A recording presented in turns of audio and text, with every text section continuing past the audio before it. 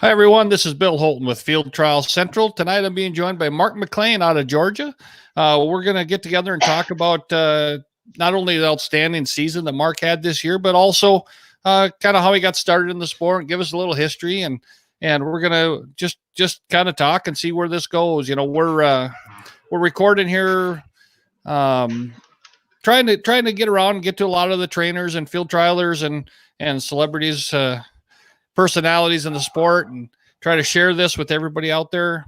This is obviously going live on Facebook tonight, and it'll be recorded on Facebook for all time, as well as being going live on YouTube. So feel free to comment during the broadcast, after any questions that you might have, and then make sure if you're share this with all your friends and let's get everybody to get a chance to watch this kind of stuff. So Mark, thanks a lot for joining us tonight. It's good that we can get together in this time of social distancing and from across the country and share kind of what's been going on and how you guys are doing down there. But just give us a little introduction, kind of a little backstory, how you got started in the sport, where you grew up, where what brought you into this game. Sure. Well, thank you for having me, number one. Good for you to do this for the sport. I grew up in Georgia, of course, and my great uncle was George Moreland, Hall of Famer. So 11, 12 years old, I started field trialing, amateur playing and growing up, fooling with him. And Bubba, my cousin, was a good trainer, and Robin and John Rex and all of those in that area. Did it for a living several years out of high school, private. Then had kids, did other things, amateur for a while, and then got back 10 or 11 years ago, 12, started back training for the public, and it's been good. We've it's been good to me. So. Yeah, that's great. So you you grew up in that area of the country, which is obviously rich with bird dogs and quail hunters and plantations and some great people down there. Maybe kind of start this off. Give us a little history on you and Robin. This is we're at that time of the we're still grieving this the loss of a big part of our sport. Give me some stories or give us a little insight on that. Oh, sure. Like I said, when I was just a kid, we did this day in and day out. I actually lived 45 miles from my uncle's place and had a teacher that taught in Moultrie, and every Friday afternoon, I'd catch a ride to my uncle's, and we'd work dogs all weekend and hunt, whatever it took, and then come back on Monday morning, go to school. I hated Mondays through Fridays, but the weekends were good. But yeah, me and Robin were very close. We're close from a young age. Him and my cousin, of course, were really good friends growing up. They were a year apart, and they were 9 or 10 years younger than me. So I was the gopher, the kid that had to go do everything. But over the years, I went to Canada with Robin when I was 18, and we helped each other a lot. It's a tough subject to talk about. He was a very dear friend and a good mentor. He taught me a whole lot about this business. Along with the rest of the guys I told you about, Ricky, Robin, John Rex, Bubba, George, Uncle George. But me and Robin really hit it off, and when we stayed friends until the end. And we've lost a great patron of the sport. I mean, Ricky Fernie said it best. He's the Michael Jordan of our sport. John Rex was awesome, and Captain John was awesome. My mother went to Canada, same camp I went to at 18. My mother went to at 16. So wow. A lot of history with our families, and he'll be missed greatly. And I can't go without saying that he has to go in the Hall of Fame this year. I hope that the people watching tonight would understand how important that is. I would think that's a a must. I would have to believe. I mean, he obviously has done so much in the sport at well, he's just all over the country in different levels. So great trainer, good with handlers, good politician. He taught me a lot about a lot of things. It's a show, and when you're out there doing your job, make sure you do it to the fullest and give them a show, you know. And Robin was the master at that. There's no equal to that. And a lot of the young people watching won't remember John Rex, but he was also a really good showman. So you know, man, I miss him. I think of him 7, 8, 10 times a day. I talk to Mary Ann still, you know, maybe not like I should, but once or twice a week. And Hunter, it's a good family, and it's also it's a horrible, horrible tragedy. And you know, just pray for them. You know, it's getting better. Time heals all wounds, but it's been a tough go, and I hate it. But you know, I love his whole family, and they love us, and I don't know what else to say. So yeah, no, hey, great. Thanks for sharing with us. I know it's not easy, and but it's important, right? I mean, you know, we everybody we've talked to, you know, and that's known Robin and you know, been close to him has kind of felt the same way. So I appreciate you sharing with us. You know, and I'm definitely not a doctor by any means, but you know, depression is real, and I think this really opened my eyes to.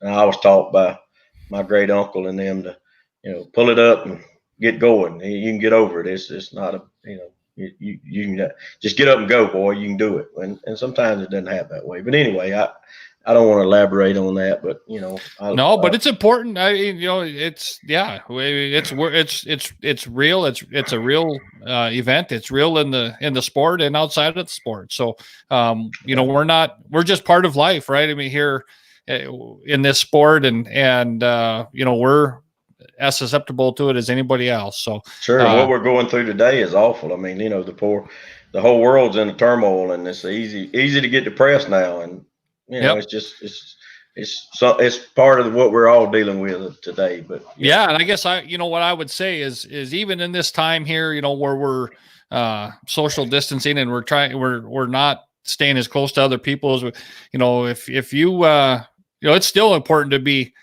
social with someone, whether it's you know, like this we're doing or on the phone or whatever else, because yeah, we don't want to be, you know, locked in the cocoon and when we're going through all this other stuff anyway. So hey, we're gonna talk about some better stuff. You had a heck of a season.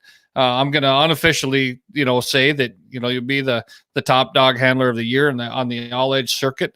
That is not an easy task. There's a lot of great handlers with a lot of dogs that run, you know, in trials all the way from Canada to Florida and sure. California to North Carolina. So sure. You've had a great season. You started off on the prairie. Your summer camp is in Noonan, North Dakota.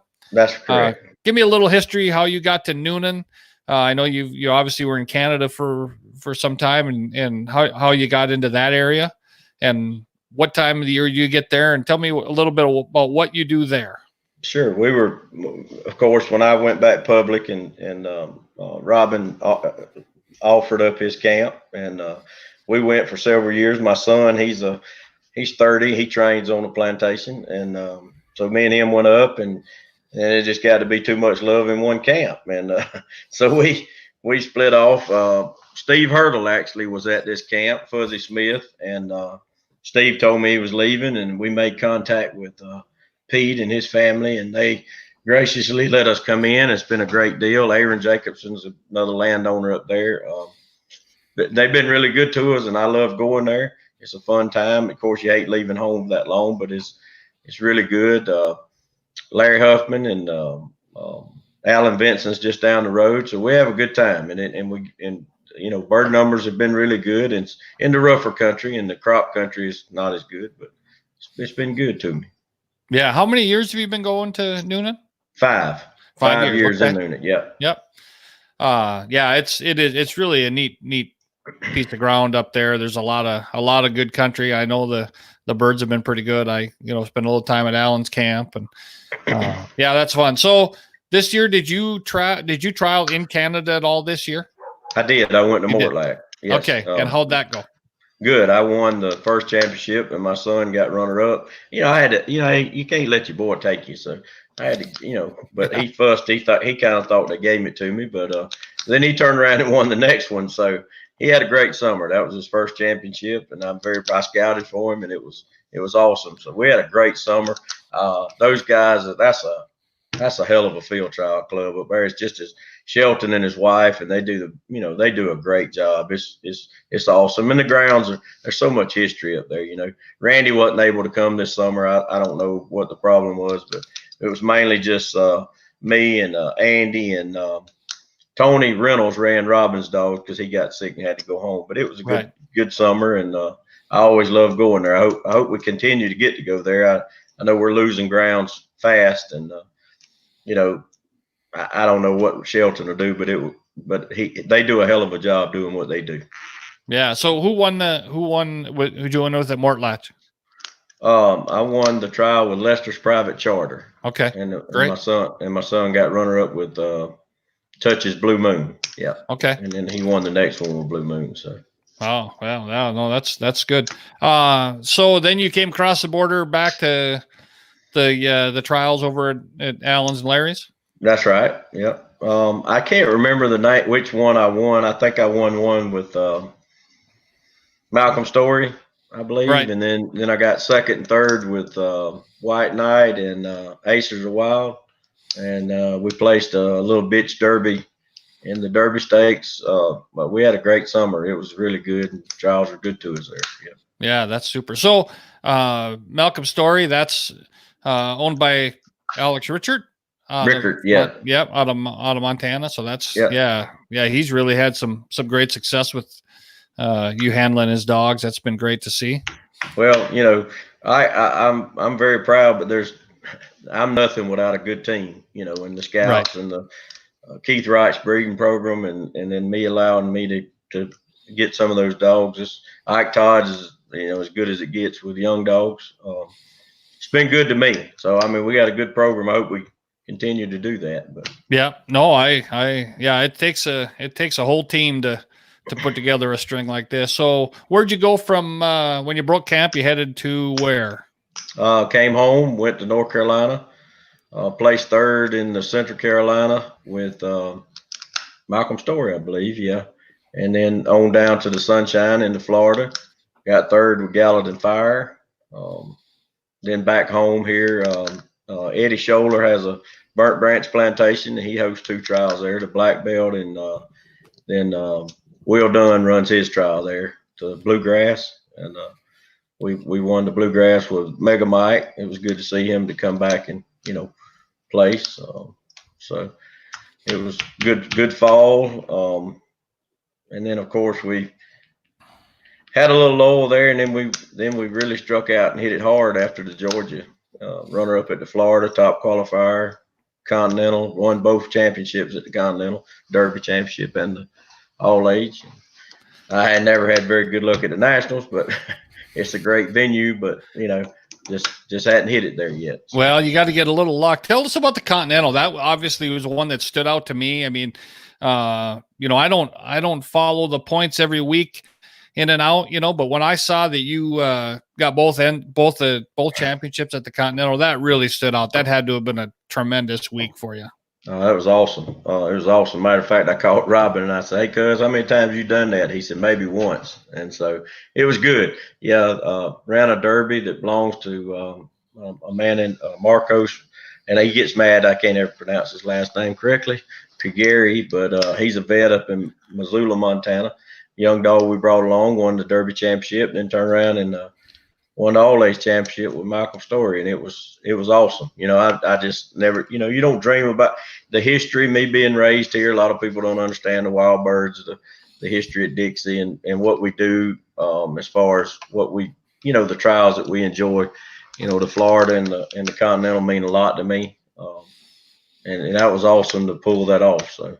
Yeah, I bet it is, and it would be hard to explain the difference between winning with the dog at Mortlack and at the Continental, right? Those are tremendously different grounds. Very much so. A dog has to run the country, that. So if it's prairie country, you better learn how to run the prairies. If it's piney woods, you better locate. And also, I'd love to take credit for all this myself, but credit's where credit's due. I had several guys help me this year, and I'm kind of stopping what you were talking about. But going with the grounds goes a lot with the scout, and none of us all the handlers can say what they want to say. We're good at what we do, or we wouldn't do it, of course. But without a great scout, and I've had some of the best. My son scouts for me when he can. Judd Carlton, the last 4 or 5 years, has scouted for me along with Jamie Daniels. And hell, this year Tommy Davis jumped in there about 4 times, and I think every time Tommy helped me, we won. So Wow. it's awesome. But the scout's so important in the Piney Woods. So it's a big part of what we do down here, and it's keeping a good guy behind you so you could. They get mad at me, Ike Todd, Cody, Judd. Why you throw that damn Hail Mary at the end? We could have lost. That's what it's all about, man. Try to win it and win it hard. Yeah, that's part of the show, isn't it? Yeah. Yeah. Well, that's you got to give them the thrill. Yeah. Well, that's good. I'm glad to hear. I was going to ask you that earlier. Who was scouting for you? Most of the time. I'm glad you brought that up because it's such an important part of it. It's important everywhere you go, and obviously, it's in the Piney Woods. It's there's an extra challenge there. Sure. With these dogs that really want to reach and dig in there and find birds. So that's right. And like I said, my son he's been helping me since he was about 12. As good as it gets. And then there's no question, Tommy Davis, Hall of Famer. I mean, my God, when you got Tommy helping you, it's just, what I mean? It's awesome. And Judd Carlton has been really good to me the last 4 or 5 years. And I can't complain about any of them. I mean, Ike Todd, Corey Reinhardt, there's a lot of good guys out there that's helped me, but those were the main ones that helped me in the placements that I got this year. Yeah, I mean, guys like Tommy and how many championships do you suppose he's scouted? That's I've heard that story a lot. Oh shit, he's got eyes like a hawk. It's unbelievable. He'll holler and tell me where my dog's at, and I'm like, well, I don't see him, but eventually I'll see him. But yeah, he's a good guy. Yeah. And know so much about dogs, and just thanks like dogs. And it's pretty awesome. Yeah. No, that's great to hear. So then you went on to the national, I assume. Yeah. That was how many dogs did you have at the national this year? 5, I believe it 5. was. That's yeah. I mean, we know it's hard. You got to you have like any field trial, right? You have to have some luck. You got to get a good draw, and that those grounds again are different than a lot of other places you go. Sure. So evidently they'll come there. What's that? Gary's figured it out. So. Oh, he has. Yes, he sure has. Awesome, Yep. And I hope we get to pull that off one day. And I think we will. We have the dog power. Just get it the right situation. Yeah, I believe you will. Who scouts for you at the national? Ike Todd. Ike does good. Mainly, yeah. Yep. Unless it's not a touch dog, sometimes he kind of likes to wander off. But mostly Ike. Yeah. Me and Ike are good friends. Have been for years. So yeah. Oh, that's good. Yeah, he's obviously really, really good with those young dogs, and he's good with old dogs too. But that's what he loves to do is start those puppies and derbies, and he's got a great job. He's got a niche. He's got a niche at what he's doing, and he's really good at it. And you stick with your niches. He would be just as competitive out here on the road with old dogs as any of us. Absolutely. Yep. No doubt about that. I hope he doesn't come out here because I like getting his dogs. Yeah, that's right. Yeah, it'd be tougher to get, wouldn't they? Yeah. He was going to keep them, sure. But. Yep. So then you ended up in North Carolina at the end of the year.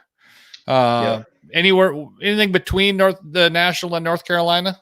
Yep, we won the West Tennessee. Okay. We did that while we were at the Nationals. Then we came home and ran the Southeastern Masters. Didn't do any good. And won the Dixie, won first and second in the Dixie all age.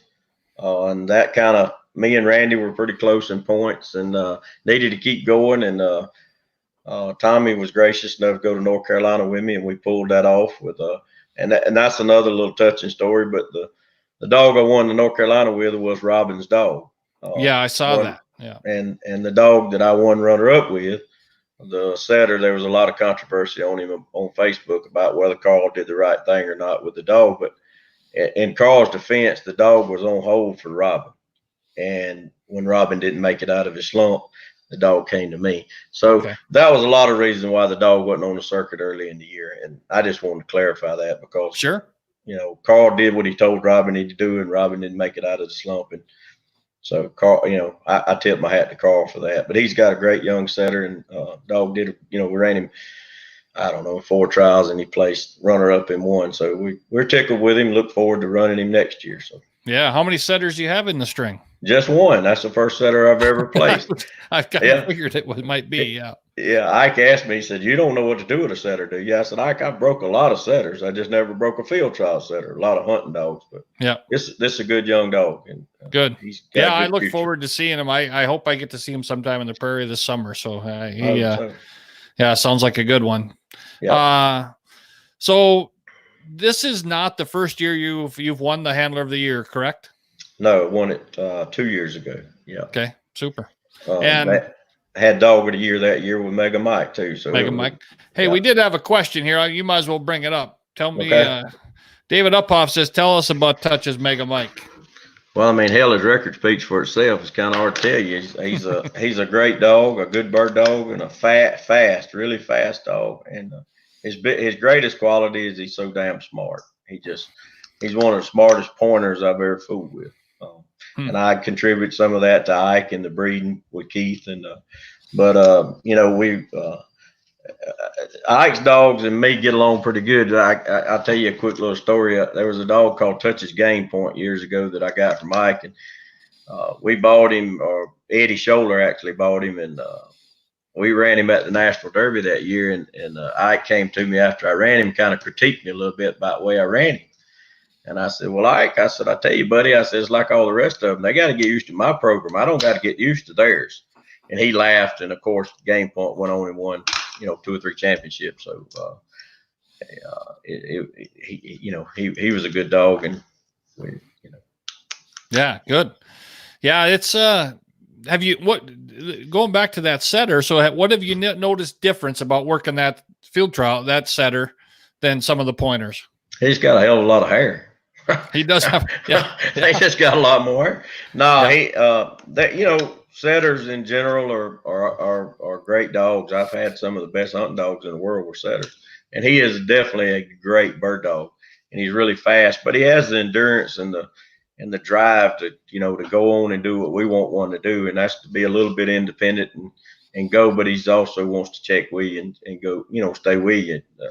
When I say stay with you, go on and then come back. He'll get over that. Well, I have a tendency of making a lot of them do that. So, yeah, no, it's I've had a lot of setters, and as they grow, that's as they grow up, that gets in a lot of them, not all of them, but sure. They can get to be a little more self-employed, as Randy mentioned here the other night. So, sure. It's good to. Obviously I'd like to see all good dogs on the circuit. It doesn't matter the breed, but I'm always looking for all age setters that are, out there campaigned, and we don't see enough of them. So I'm glad you have one, and I'm excited to see how he comes. So I'm glad to have him too. He's, like I said, he's a nice dog. I just like a good dog. I don't care what. Absolutely. Yep. And he's a good dog and a good-minded dog, and I think he shows a lot of promise in the future. So, yeah. Now I don't want to put you on the spot. So, that's all right. What we mentioned the team earlier.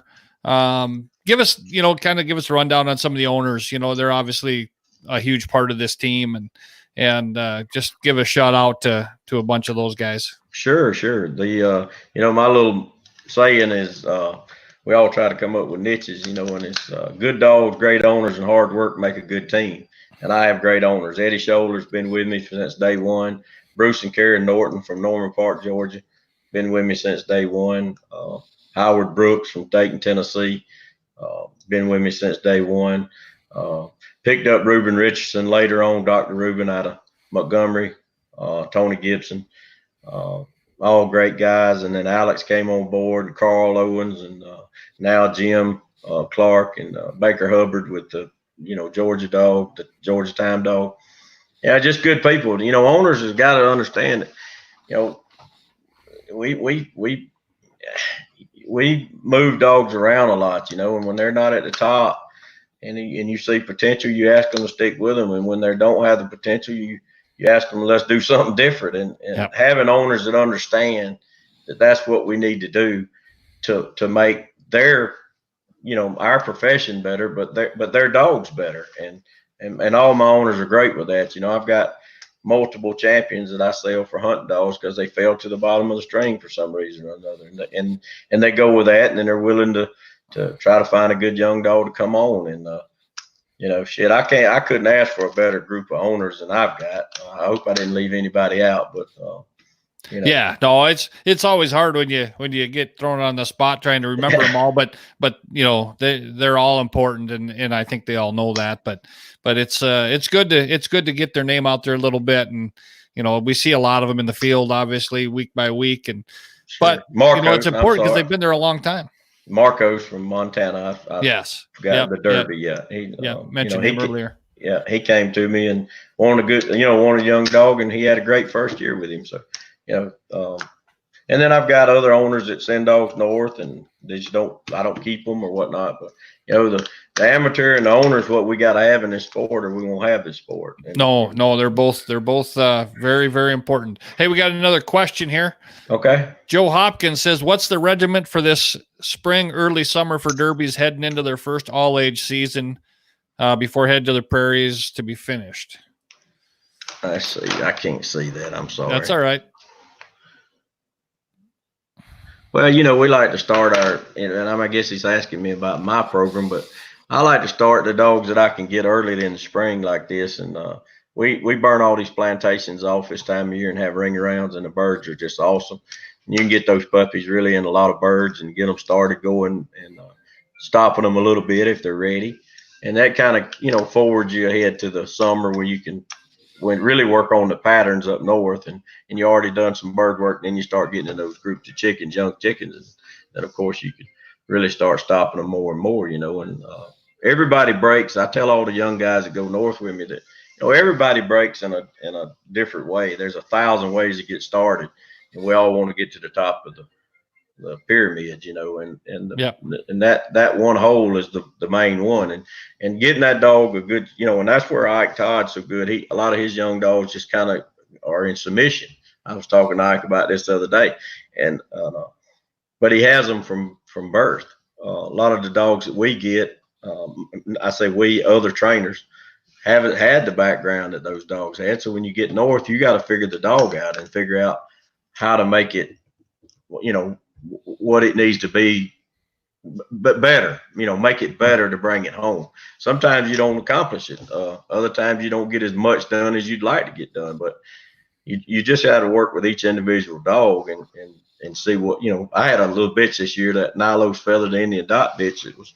She was a really young Derby, and she hadn't had a whole lot done with her. We got her up there and got to stopping her, and she wanted to be broke, and bam, she was just broke. I mean, in a matter of days, and she went on and had a pretty good little Derby season. So, it just depends on the dog, Yeah, it's that's the one thing that I think most of us agree with, that we really like about the prairie, is obviously the young chickens are, really valuable, but you can see everything, right? You can watch a dog figure it out. If you're if you're in the piney woods or places where you can't see quite as well how they're figuring it out, but then you can watch them, and there's a lot of those times where you just say, boy, now is the time, she's kind of looking to be broke, or this is his last day of real freedom, because you can just see that they've made that switch, right? Sure. You got, I get as much out of, we'll run 4 or 5 dogs at the time. Me, my son, and the young guys that go with me. And I feel like a lot of times on the prairie, and I don't feel like I get this at home, but when a dog comes in and backs on the prairies, I feel like he gets just as much out of a back as he does actually finding the birds himself. And I don't see that as much on quail. I don't know if that makes sense or not. That's just the way I feel about it. So, when they come in and the chickens are getting up, a dog backing, it just seems like you get as much done with him backing as you can if he actually pointed them himself. So. Well, I believe that's true. You can see them. You can see the birds for a longer period of time, and they come up in bunches, right? They come up staggered, and they get the smell. Yep, and the dogs can get the same thing. Whereas if you have a covey of quail blowout, that's a pretty quick event sometimes, and Sure. and those dogs that are back into probably don't get quite as much to it. So I can surely see that. So Sure. Yeah. But I think that's important. So yeah, when do you head up north? I usually leave somewhere around the middle of July to the latter part. Sometimes I don't leave as early as a lot of them. But I usually I feel like as much done. Yeah. In the area I'm in, I have south of my camp is really rough country, and they can't farm it or anything, just run cattle on it. And those guys that own that land, and I go in there, and the first 3 or 4 weeks we work on really rough terrain, get in a lot of birds, and then when they start getting the crops off, we'll move out to the crop fields, and then it just gets better and better. Yeah. Yeah. Usually come home the latter part of September. I say every year I'd like to wait and go to about August the 5th and come home about October the 1st, but I chickens start grouping up and whatnot. But. Yeah. They sure do. I think by the end of September, it's a different deal. It's, obviously for the old dogs, it'd be fine, but the old dogs don't need to work as much, right? They don't need quite as many birds, but, this is one thing I think a lot of people don't realize, but what percentage of the year, field trial wise and training, do you spend on wild birds? Me myself, probably being from the south and the north, and then when I go north, and then I would say 50-60% maybe. Yeah. There's a lot of places that I work on, like there again. I mentioned Eddie Scholler a while ago. Him and Ted Dennard own a couple of dogs with me, and good guys. And Eddie has a beautiful place and does a hell of a pre-release program. And birds are really more like wild birds, and then I get a chance to work on a lot of the private plantations, and so I'd say 60% of what I do is wild, 60-70%. Yeah, that's awesome. Yeah, it's great to be able to do that. I think there's a lot of people don't believe there's as many wild birds out there. I know that there's a lot of field trials. They end up getting run on throwdown quail but I think a large percentage of the all age circuit is on wild birds, and I think that really helps to separate things out. Well, our wild birds are awesome. There's no question about that, and I hate that there's not more birds in the United States than there were 35 years ago. But we need what we need. One of the best field trials I go to every year is the West Tennessee. Yeah. Those people do a hell of a job with their trial, and they put out birds before the trial, and it's a great trial. So there's a lot of that, and like I said a while ago, the dogs have to adapt to the country, the game. That's what it's all about, And sometimes you got a bird walking between their legs, and sometimes you got 35 quail getting up in front of them. So it's all good, and we need every venue we can get. We don't need anybody pulling out. We need all the land we can get, owners we can get, dogs we can get. This is a sport that's definitely on the decline. Yeah, that doesn't necessarily have to be. If we could just teach people and educate people on, what we're doing. Of course, I think that my side of the sport's dying faster than some of the other sides, and it's definitely because of the grounds and the way our dogs, the scouts and the way our dogs run and the amount of land it takes. And so, but it's a great sport, and I could only hope that, I'm 54 years old. I've done this since I was 12. One way or another, and my kids are. My daughter has a couple of dogs. She owns a dog with me. She loves it. My grandkids will go ride. It can be a family thing too, and I just hope it stays around for a long time for a lot of different generations to enjoy it, because it's great. Well, you were when you were young, and people all told you this is a sport full of old codgers, right? And I guess they're still saying the same thing, but we still do. Part of the problem, and I don't want to say problem, but part of the situation is it's not everybody has the kind of time and money that it takes to do this, right? So, and a lot of times you have to become established in a career, and you have to have a little bit of time to spend it, and a lot. And so I think it's hard to do. So I do believe that we'd like to see the sport grow, and that's what obviously these type of broadcasts are about. I don't think that we don't get it's almost like it's some big secret, like it's a big mystical thing that happens with all age bird dogs and all age trainers. And it's really not, these were all the guys that, have their hunting dogs. This is where a lot of them come from, right? If we don't have all age field trials, that are proven and trained on wild birds in time, it's going to be hard to find good, just good bird dogs. Sure. So it's really important. And I think that I'm going to ask you, what you think we need to do to help keep it grow. But I think, we get people to come to field trials, and I understand if someone walks into their first all age or shooting dog stake, and I've seen the same thing in grouse dog field trials and walking trials, that, it's all kind of big, right? It's a lot to take in, but we have what a lot of those people want, right?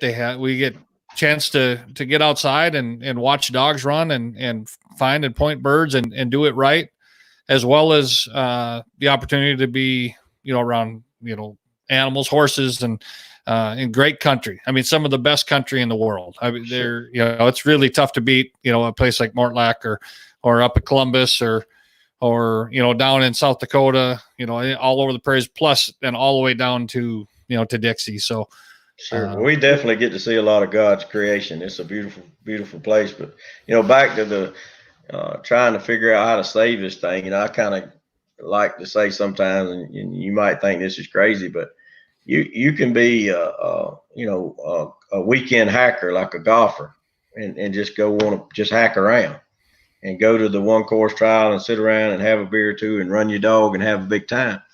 Or you can go play Augusta National, and you can go play at Ames or Dixie or Chicopin and that kind of thing. And we need all of that. I mean, that's what create, the guys that's got dogs with me have somewhere along the way done the hunting or the one course trials and whatnot, and they moved up and we need all of that. I mean, we were talking about the other day, I was talking to a buddy of mine, and it might have been Ike. Ike's down here running puppies, and I might have been talking to him. But a man can have a pickup truck and 2 air crates and go do a hunt test or a bird field trial.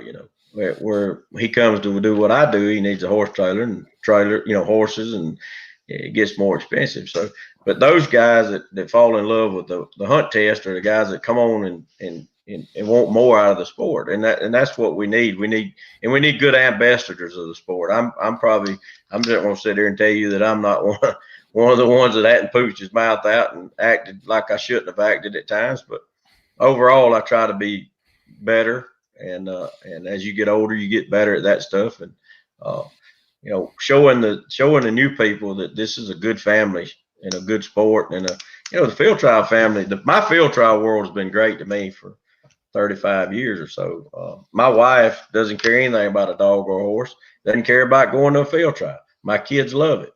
And so, it just depends on what you want to do. So we need anybody that's ever been interested in a dog or a horse to just look. And then you have the riders that, want to ride and watch. And it's just a good thing. And I hope it continues. That's what I hope. Yeah, no, I think you hit that right on the head. It's there's a spot for everyone to get started in this game. And I think that, the ones that want to will make that move. As long as the people, right, that they get around. And I've talked about this in other broadcasts, and you brought it up earlier. The mentors that we have in the sport when we first get started are really the ones that give us the ability to stay. I saw, and I've probably mentioned them other times, but I see that Jim Tandy's watching here tonight, and Jim was one of those for me, 30 years ago that took an interest, and I learned a lot from Jim and was able to, and that gave me, a lot of reason to stick around. And sure, you had obviously what you're doing here is great for the sport. I think it gets people to understand and maybe do, I've never done one of these interviews, so I'm probably look kind of foolish, but I enjoy talking to you because I'd like to think that the people that are watching understand more about what we're doing and how we're doing it. So, and you're right. Andy's a good man to learn from. Been in it a long time. So. Yeah, no, I would hope that something like this does some good, but to be honest with you, I just like talking about bird dogs, so it doesn't matter if anybody watches. To me, the opportunity to talk to to guys like yourself from around the country is enough for me. A lot of times, like I told you before we went on the air, it was snowing here today. So I couldn't go and work dogs tonight. I could have, but it wouldn't have been very comfortable. So, Sure. it's just fun to get on here and talk about bird dogs. And I believe we've had pretty good response from people, that have seen these broadcasts in the past. And I will again make the call out to people to, let us know what you think. If this is something you like to see, we'll keep getting on, as long as we can get guys like Mark and Randy and Tommy that have come on in the past, and we'll keep going. There's a lot of people to talk to. There's a lot of stories that, we'll lose if we don't get this stuff documented. So, they are important. Sure. So one question I always like to ask, and this is, obviously you've seen a lot of great field trial performances of your own dogs. Give us a couple that you've seen of other people's dogs over the years that stood out to you, that you always remember. Sure. Robin ran a dog. I'm trying to think of his name. Several years ago, I scouted for him at the Continental. It was in the qualifying. It wasn't in the finals. I thought he was top qualifier. I thought it was probably as good a job as I'd seen done it. The dog's call name was Cutter, and for some reason I can't come up with his registered name, but it was just one of the jobs that you just, as a handler or a scout or a participant, it's like, dang, it was just awesome, to me. Some people didn't see it that way, but I did. One of the gutsiest performances I ever had had a little bitch that belonged to Howard Brooks out of Dayton, Tennessee, in the free for all one year. We didn't get anything, and I asked the judges, I said, please, we were a buy dog in a 3-hour callback. I said, let me know if we're not getting anything done now, because I'll go, we go to the house. It was about, 28 degrees, and wind was blowing about 40 miles an hour, and that little bitch ran a heck of a dog race for 3 hours with 5 fines, and she pointed with her tail straight out, and she didn't win it. And I understand why she didn't win it. I just wish they'd have picked her up before that. But I tell you what, after looking back, the memory of watching her gutsy performance that day was awesome. To just know what she did that hard. Yeah. You admire a lot of different jobs, a lot of different dogs. I'd have to really sit back and think about some of the really great ones. But Robin used to run a dog called Silverwood. Oh. Sometimes would just amaze you on, what he did. So. Yeah, Silverwood was, I've heard a lot of great stories about Silverwood over the years. And he was a dog I never got to see. But he just seemed like, he was the right kind of dog, right? Sure, I mean, he was, one thing you mentioned earlier, talking about Mega Mike was the intelligence. And I think that those are the things that really stand out. We see a lot of athletic dogs. Sure. We see a lot of them that are, pretty good bird dogs. But the ones that really stand out to us, or to a lot of people, to trainers that have had dogs like that, is the intelligence. And I think Silverwood probably had been described that way quite a few times too. There's no question. Silverwood was an intelligent dog. Robin always told the story that no matter where he was, where he'd been, he could have been to Paducah, he could have been to Mortlack, he could have been to the Florida Championship. When you get to the road to turn off of the main road to go to Robin's, he would howl. He said it didn't matter where he'd been. He was in a trailer. He didn't have any idea where he was. But the dog would just start howling. And that's pretty awesome, for that dog to figure out where he was. He was about home or whatever. But yeah, and Mega Mike is he's like I said, he's intelligent. He could be a house dog. He could ride in the back of the truck. He could do about whatever he wanted to do. He's so smart, he'll learn anything. So yeah, that's good. I'm hoping to get Keith Wright on here and talk a little bit about the breeding process and where a lot of these touches dogs come from. And they have really been leaving a mark on the field trial world the last, 15 years, maybe. I don't know what the number is anymore. It goes by fast. I can't remember, but be nice to get some of his thoughts on that. Well, when Keith when Keith and I, got together, that's, I don't want to make anybody mad on this program, but That is about as good a breeding, training program as that you could ever want. Yeah.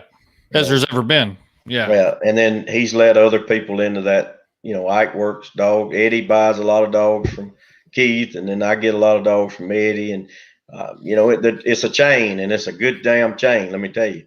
But all the credits due to Keith Wright and his breeding program. Keith's done a lot for the sport. I have nothing but great things to say about Keith Wright. And I never had a dog Keith Wright or never worked for Keith Wright. He's been good to me over the years. Ike Todd is as good as it gets with young dogs, and me and his dogs, they jail. I mean, there's nothing to get. I mean, Jamie Daniels has a great breeding program. There's a lot of good guys, but Yep. my success has been with touch dogs, and I have to lean that way. And touch dogs have dominated for a pretty good while, and that's just a tribute to Keith and them. I mean, they just do a hell of a job with what they do. So, Yep. good stuff. No, that's great. Hey, talk to us a little bit about what do you feed? What nutrition wise? What do you do anything special or?